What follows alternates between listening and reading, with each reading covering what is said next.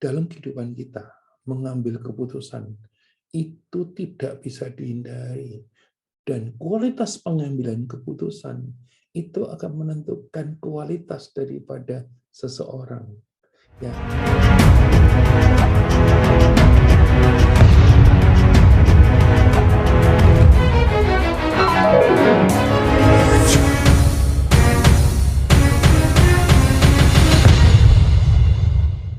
Halo, saya Handoko Wargo dari Maestro Consulting, Coaching, dan Communicating untuk Anda semua dalam Serajum Live. Malam hari ini adalah episode ke-334 yang akan membahas tentang decision model. Materinya agak sedikit panjang, ya, tetapi tentu saja materi ini menjadi materi yang sangat berguna. Jika Anda cukup mendengarkan ini, silakan. Kalau Anda butuh mengulangnya, silakan lakukan di YouTube Handoko Maestro. Jika Anda butuh penjelasan yang lebih detail untuk organisasi maupun korporasi Anda, silakan undang kami untuk bicara di sana. Ya, karena biasanya setengah jam tidak cukup, nanti akan bisa dielaborasi dengan contoh-contoh dan kemudian dengan banyak hal yang lain, sehingga kualitas pengambilan keputusan di korporasi atau organisasi Anda akan jauh lebih baik, dan tentu saja akan membawa hasil yang lebih baik untuk organisasi maupun korporasi Anda. Mari kita mulai materi hari ini. Dengan memulai, saya akan menggunakan PowerPoint sebagai alat bantu, mudah-mudahan juga bisa membantu Anda semua. Baik, kita lihat dulu Serajumnya adalah 334, saya coba cek. Sudah masuk belum? Yes. Kita lihat. Sudah munculkah di tempat Anda? Saya hanya kurang besar. Iya. Baik. Nah, sudah cukup besar? Cukup besar ya? Baik. Teman-teman semua, kita akan mulai pembicaraan kita malam hari ini tentang decision model. Ya. Decision making models, kalau kita bicara definisi dan contoh-contohnya, sebetulnya mungkin nggak terlalu harus, tetapi mari kita bahas. Banyak pemimpin di tempat kerja mengharuskan Anda untuk membuat keputusan dengan batasan tertentu. Sangat berguna bagi kita untuk memahami detail dari berbagai model pengambilan keputusan saat mencoba memilih yang terbaik untuk tim dan juga situasi Anda. Model pengambilan keputusan adalah proses yang digunakan untuk memandu tim membuat keputusan yang dapat menguntungkan perusahaan. Ya, setiap model menggunakan metode yang berbeda untuk membantu Anda menganalisa dan mengatasi tantangan yang ada. Ya, dan kalau modelnya sudah tertentu, sudah bisa dikenali, maka anggota tim Anda jadi tahu persis harus seperti apa. Ya, baik, pesan sponsor dulu. Kita akan masuk ke materi, dari materi ini akan direkam, sudah direkam, dan kemudian akan dipostingkan di kanal YouTube Handoko Maestro. Silakan subscribe, ya, silakan pencet bell, silakan kasih like, tulis komen, atau sharingkan kepada mereka yang membutuhkan. Ya, karena dengan Anda melakukan itu semua, maka Anda membantu kami untuk terus bertahan, untuk terus siaran, karena dari pihak YouTube akan membagikan sebagian daripada penghasilannya untuk mengoperasikan program-program ini, ya, yang disebut dengan AdSense tadi, ya. Baik, what is a decision making model? Menawarkan cara yang berbeda untuk berpikir tentang masalah dan mengidentifikasikan solusi potensial yang berguna untuk orang-orang dengan gaya belajar yang berbeda atau kendala waktu. Ya, pengambilan keputusan yang tidak punya kendala waktu itu kelihatannya makin enak, ya, tapi justru tetap aja mengalami tantangan. Ya, model pengambilan keputusan dapat membantu tim menyederhanakan proses pengambilan keputusan dan berkolaborasi secara efektif. Artinya kalau orang sudah tahu bahwa model yang dipakai adalah ini, maka anggota tim itu tahu persis, oh, oke, kalau gitu ini kelebihannya, kekurangannya sudah tahu, terus kemudian caranya seperti apa sudah tahu. Itulah yang akan kita bahas di dalam hari ini. Model ini memberikan langkah-langkah yang berguna bagi tim untuk diikuti dan menciptakan solusi dan menjelaskan proses mereka dengan jelas kepada anggota tim yang lainnya. Ketika semua orang dalam tim memahami model pengambilan keputusan digunakan, mereka dapat lebih mudah berkontribusi pada proses berpikir untuk solusi yang seimbang dan juga sukses. Ya, maka mengenali model menjadi penting sekali. Ya, untuk membantu Anda memahami kapan harus menggunakan beberapa model pengambilan keputusan umum, periksa definisi dan langkah-langkah di bawah ini. Ini contohnya ya. Jadi ada 4 nanti yang akan dibahas, dan 4 ini nanti akan beranak. Hanya mungkin nanti penjelasan anaknya menjadi agak-agak sedikit kecepatan karena jumlahnya detail banyak sekali, tapi nggak apa-apa, silakan tonton ulang kalau mau dibutuhkan di kanal YouTube Handoko Maestro, atau undang kami untuk menjelaskan lebih detail. Jadi ada rational decision making, ada rational decision model, ada intuitive decision model, ada recognition prime decision model, dan ada creative decision model. Untuk masing-masing ini nanti ada penjelasan detailsnya. Ya, kita akan mulai dari yang pertama, yang paling banyak digunakan seharusnya, yaitu yang namanya rational decision model. Kalau kita bilang seharusnya, tentu saja karena apa? Biasanya juga ada keterbatasan kenapa kok rasional tidak sepenuhnya bisa dipergunakan. Ya, salah satu keterbatasan adalah keterbatasan waktu, ya, atau keterbatasan data atau info.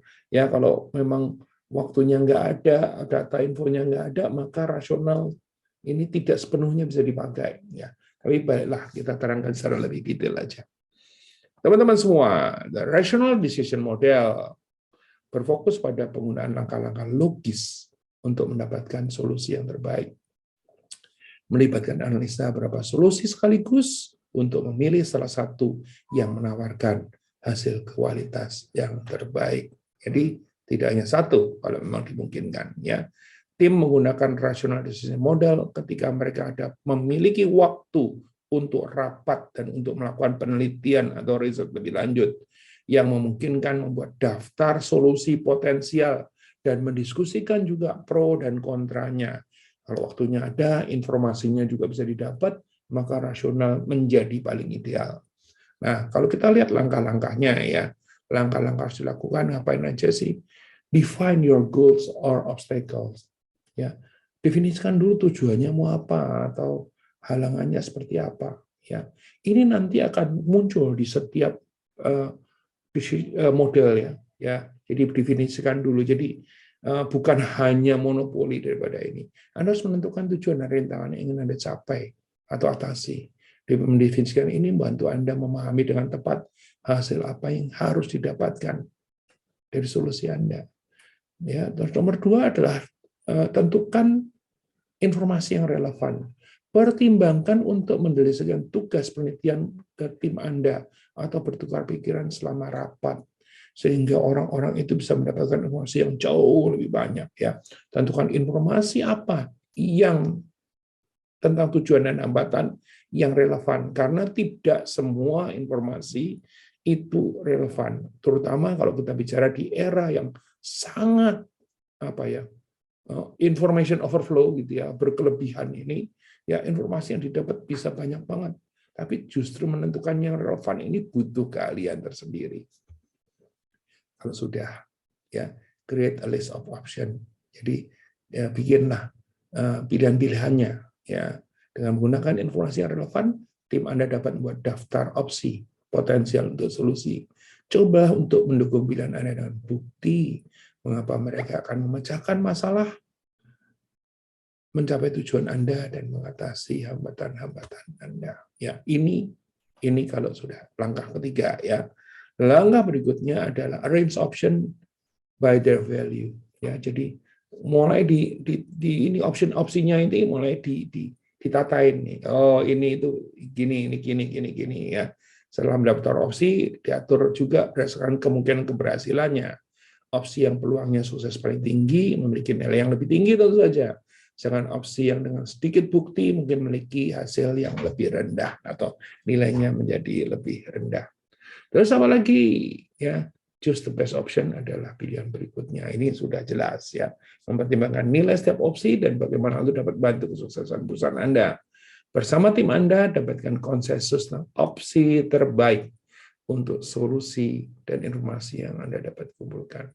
Baik, sekali lagi, rasional decision model. Ini akan oke kalau kita punya waktu, kita punya sumber daya yang cukup, kita punya informasi yang ada untuk akhirnya pengambilan keputusan. Tetapi jangan sampai salah dalam artian belum apa-apa udah bilang nggak punya, ya, karena ini adalah yang paling banyak dipakai. Ya, dan tentu saja setelah itu finalize your decision dan take action menjadi penting. Ya, difinalisasi keputusannya dan ambillah tindakan. Kalau tadi bicara soal rasional, yang kali ini bicara soal intuitive decision model. Model keputusan intuitif menggunakan perasaan dan naluri untuk membuat keputusan. Perhatikan, yang rasional jangan semua diintuitifkan. Biarpun sebetulnya kalau di dalam posisi yang kepepet, itu intuitif menjadi satu-satunya solusi ya. Seringkali pemimpin tim atau manajer menggunakan model ini untuk membuat keputusan cepat ketika mereka tidak memiliki banyak waktu untuk penelitian atau perencanaan. Ya, intuisi.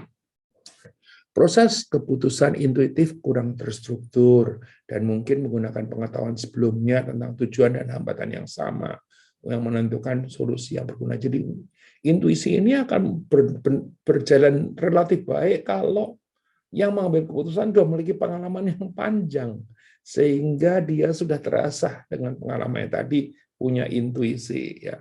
Kalau yang belum sama sekali, ya namanya ini pengambilan keputusan yang model yang ngawur gitu ya. Ya oke.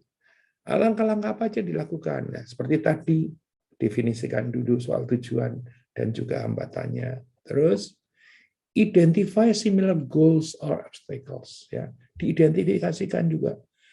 Pernah ada nggak ya tujuan yang sama? Pernah ada nggak aja hambatan yang sama di masa sebelumnya?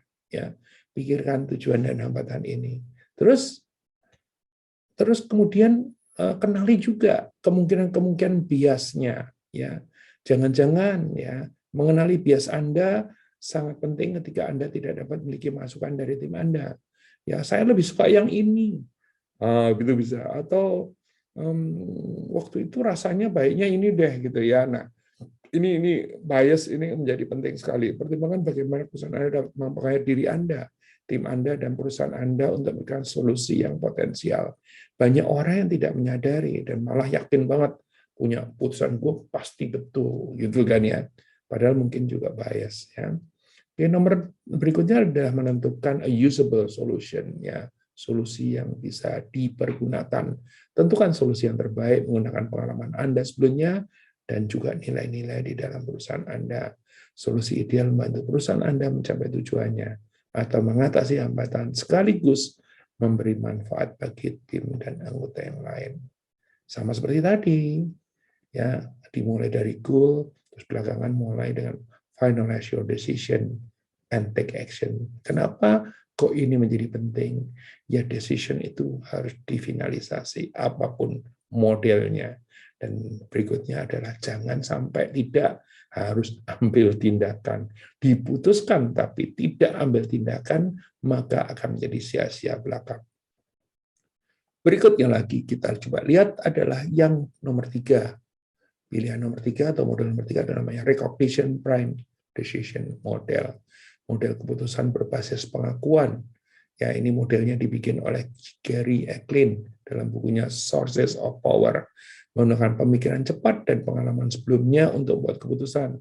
Seringkali dalam lingkungan yang serba cepat. Pemimpin tim dapat menggunakan model ini untuk menilai dasar-dasar situasi dan menciptakan solusi potensial, dan kemudian memikirkan solusi untuk menentukan apakah itu dapat dipergunakan. Mengharuskan Anda untuk memiliki banyak pengalaman dengan tujuan hambatan bagi Anda untuk membuat solusi yang sesuai.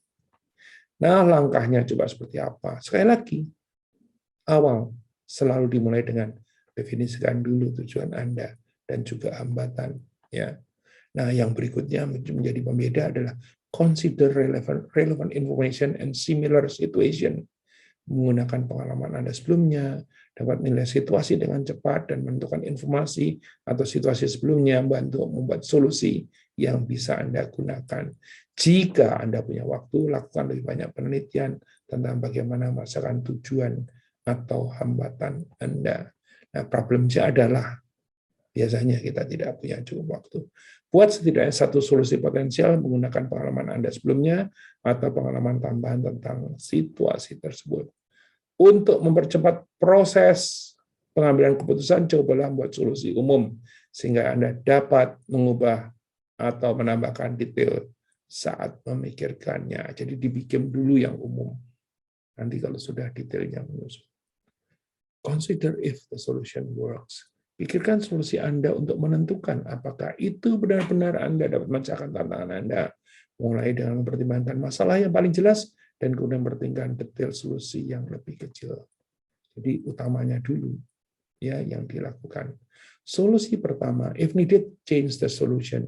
Solusi pertama Anda mungkin tidak memberikan hasil terbaik, jadi ubah detailnya jika perlu. Ya, ini mungkin melibatkan penambahan tindakan baru ke solusi Anda, membuatnya lebih spesifik, atau bahkan kalau perlu mengubahnya sama sekali. Nanti orang ngomong apa? Kalau sudah bikin keputusan semua dirubah. Nah, kalau dari depan modelnya sudah ditentukan bahwa ini kita keputusan sementaranya begini dulu ya. Kita jalanin dulu, kita lihat-lihat dulu, nanti kalau sampai ada apa-apa kita rubah lagi. Nah, kalau semua orang tahu bahwa ini adalah model ketiga yang dipakai, maka Anda tidak akan dibilang plan, dibilang asal mengambil keputusan, karena jelas setiap anggota tim melihat bahwa karena model keputusannya adalah seperti itu. Ya, beda dengan kalau Anda anggota tim Anda tidak tahu, oh ada toh model itu, gitu ya.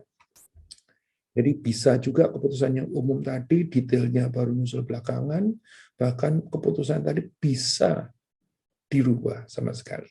Ya. Nah, balik lagi finalize your decision and take action. Ya. Terus nomor 4. Nomor 4 ini menjadi suatu hal yang penting dan nomor 4 ini menjadi suatu hal yang sangat menarik, terutama dalam seperti apa yang nanti kita bahas ya. Dan saat ini dan kekinian ini nomor 4 yang nama dengan creative decision model ini menjadi penting ya. Model keputusan kreatif menggunakan ide-ide orisinal untuk menciptakan solusi inovatif yang mencapai tujuan maupun untuk mengatasi hambatan. Kuncinya adalah apa? Di ide-ide orisinal. Mungkin belum pernah terjadi sebelumnya. Mungkin tidak pernah ada di dalam pengalaman Anda. Mungkin tidak ada informasi yang bisa memberikan peneguhan terhadap apa yang Anda harus putuskan. Ya, nah ini yang menarik ya, melibatkan pemikiran melalui situasi dan menemukan solusi tanpa merajuk situasi serupa ya, belum pernah terjadi sebelumnya. Apakah ini banyak terjadi belakangan? Iya ya, karena apa? Tantangannya benar-benar baru, masalahnya benar-benar baru. Bayangkan saja ya, pada saat Anda bikin keputusan terkait dengan pandemi, referensinya apa? Ya, kalau kita bicara ada SARS, ada MERS gitu ya, saudaranya COVID gitu ya, ada SARS. Tapi tahu buktinya SARS dan MERS tidak bisa dipakai untuk sebagai pengalaman. Ya tentu saja ada yang kepakai, tapi kan tidak bisa pakai modelnya SARS dan MERS untuk memutuskan COVID misalnya. Ya, nah ini yang menarik. Ya, oke, baik kita lanjutkan. Anda dapat menggunakan model ini untuk situasi yang belum pernah Anda alami sebelumnya, seperti proyek baru atau masalah di dalam produksi. Ya, menggunakan model keputusan kreatif biasanya membutuhkan pemikiran yang fleksibel untuk menciptakan solusi yang unik dan juga sukses. Apakah ada kemungkinan untuk salah? Selalu ada. Di dalam model apapun juga selalu ada kemungkinan untuk keputusannya salah. Ya. Terus apalagi? Ya, apa saja coba dilakukan yang terkait dengan kreatif decision model. Anda mungkin tidak memiliki pengalaman dengan tujuan atau hambatan yang Anda hadapin, jadi akan berguna mendefinisikan sejelas mungkin untuk membantu memahami apa yang perlu Anda lakukan. Empat-empatnya selalu mengatakan define your goal and obstacle. Ya, jadi setiap kali apapun juga masalahnya sebelum ambil keputusan, harus definisikan dulu tujuan Anda apa, hambatan yang Anda hadapin adalah apa. Ya, nah melibatkan pertemuan dengan tim Anda atau kolega lain, mitra bisnis atau manajer. Ya, nah itu yang pertama. Ya, nah, terus kemudian kali kedua, consider relevant information, lakukan penelitian tentang tantangan yang perlu Anda pecahkan untuk mempelajari semua yang Anda bisa tentangnya, termasuk mencoba menemukan proyek, laporan, atau perusahaan serupa yang dapat menginspirasi ide Anda, melakukan benchmark. Bisa nggak? Bisa, sebagai bagian daripada ini. Ya, consider the information over time. Ya, Anda dapat memilih beberapa lama untuk mempertimbangkan informasi tersebut, tapi akan sangat bantu untuk mengambil setidaknya 1 hari untuk memberikan tantangan Anda secara pasif, diendapin. Ya, diendapkan dulu. Kalau Anda punya kesempatan untuk itu, gitu ya. Anda dapat memilih berapa lama untuk menilainya. Terus apalagi untuk melakukan ini, Anda dapat melakukan brainstorming idea, berbicara dengan rekan kerja, atau membuat daftar asosiasi kata. Ya, ini dikumpulin gitu kan. Ya, namanya juga ide kreatif, bisa datang dari brainstorm. Berikutnya lagi adalah create usable solution. Dengan model keputusan kreatif, ide Anda mungkin muncul secara alami setelah beberapa saat memikirkan tujuan dan hambatan Anda dan informasi yang relevan dengannya. Pikirkan solusi Anda secara logis untuk memastikan itu dapat digunakan untuk mengatasi situasi yang kita hadapi. Terus balik lagi ya, kalau tadi pertama kali di define ya, di belakangan tetap harus di finalize your decision and take action.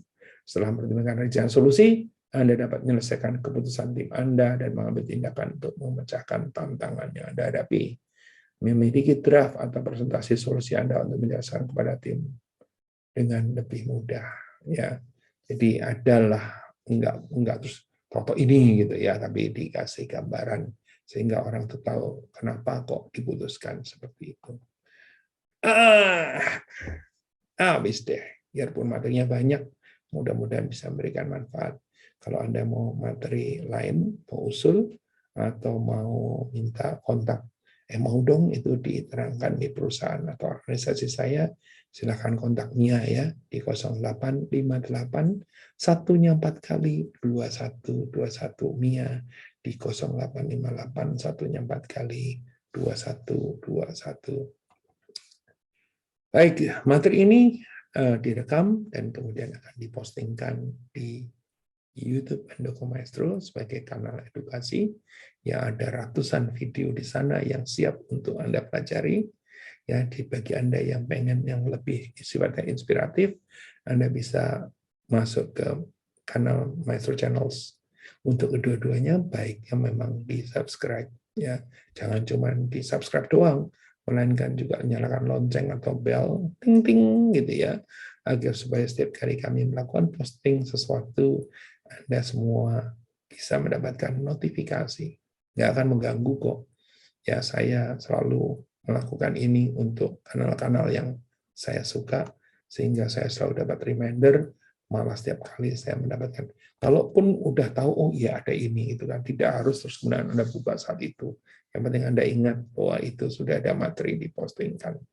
Terus dari saya mengucapkan terima kasih. Ya, nah teman-teman semua yang ada di sini, kesetiaan Anda membuat materi ini menjadi sampai 334. Ya, waktu kami mulai dulu, kami tidak pernah membayangkan bisa sampai segini banyak. Ya, kami membayangkan dulu, paling 10 episode gitu ya. Pada saat itu dimulai tanggal 3 April 2020 ya. Sekarang sudah Juni 2022, sudah 2 tahun lebih. Ya, memang kesibukan baik ngamen secara online, offline maupun hybrid ini membuat kadang-kadang ya seperti minggu lalu saya tidak muncul di dalam Serajum karena ada pekerjaan mendadak dari klien yang deadline langsung gitu kan. Jadi waduh gitu kan, harus siaran ini gitu kan. Memang sebetulnya saya punya sarapan tapping, bahkan kadang-kadang posting tapping aja sedikit susah gitu ya.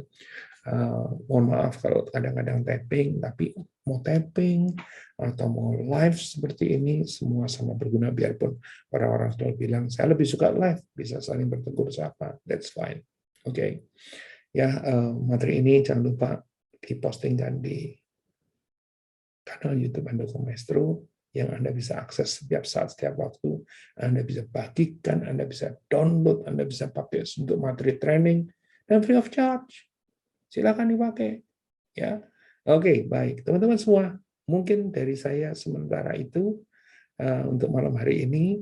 Saya Handoko Wikiwargo dari Maestro Consulting, Coaching, dan Communicating untuk Anda semua dalam Serajum Live malam hari ini, episode ke-334 yang judulnya adalah Decision Model. Terima kasih.